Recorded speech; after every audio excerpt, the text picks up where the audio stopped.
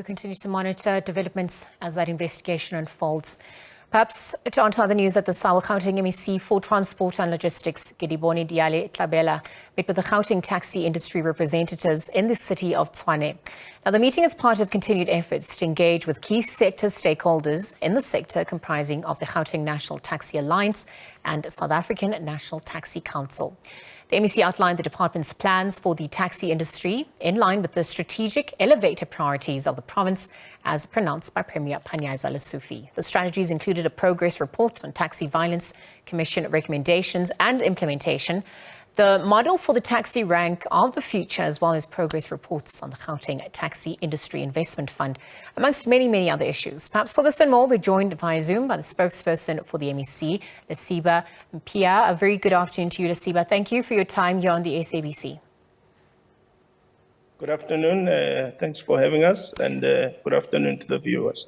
Thanks, Lesiba. It sounds like it was a very impactful meeting that the MEC had. Perhaps many issues were discussed that the department is trying to tackle in the space. Walk us through how this all came about. Yes, as you would have well articulated the discussions of yesterday.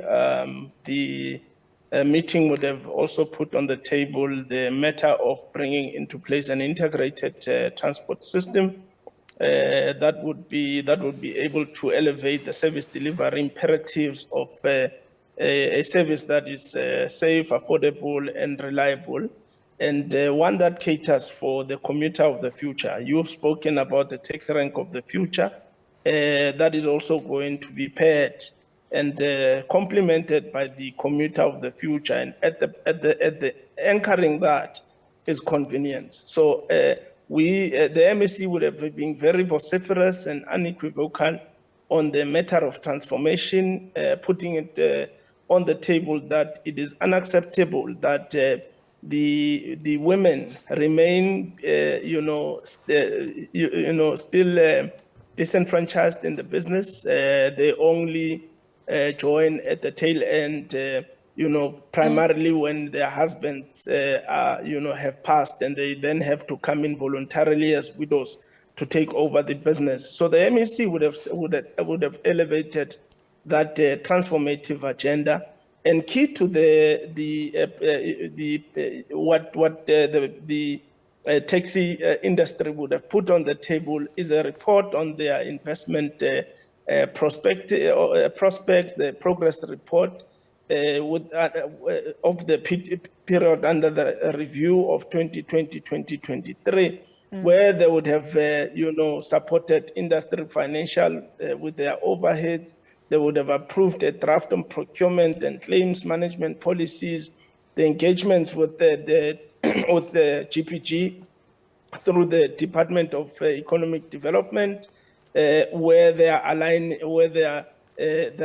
is alignment of prospective and business opportunities. So yes, yesterday was a very fruitful day, and we also appealed to the taxi industry that there are some who have applied for their operating licenses, and they know very well that they are under the legislation of the National Land Transport Act, where it says that, particularly in Section 16, subsection 1, where every person who operates a motor vehicle has got to have that operating license. So we've appealed to them who have applied to come and collect. We have a total of about 1,188 uncollected. They have since been applied from 2018 to date. So there are some that have been applied in 2023, have not been fetched. And this gives us a concern, because it simply says there are some operators who are operating outside of the possession of a valid operating license. Lesiba, you've spoken about the failure of some to collect their licenses. You've also spoken about transformation, integrated public systems, public transport systems with greater women participation. Perhaps you could also speak to us about the Taxi Industry Investment Fund, how taxi owners and even drivers stand to benefit from it. Well, they made a presentation, and this is going to be a two-part meeting. There are a lot of questions that still remain to be clarified. But what we would have seen in the presentation is a good balance sheet since they have started. Both Santaco and the Gauteng National Taxi Alliance, and what came out, which was a positive note, is the way this industry, in terms of at leadership level, is so united. They collectively presented the annual quarterly report of 2022-2023, and as I've said, that they presented a healthy budget, which made a reflection of their achievement, their performance, their business plan. They have visions of a training academy. They have made references of their pipeline project, fostering a relationship with the Itala Bank, as well as a data modernization.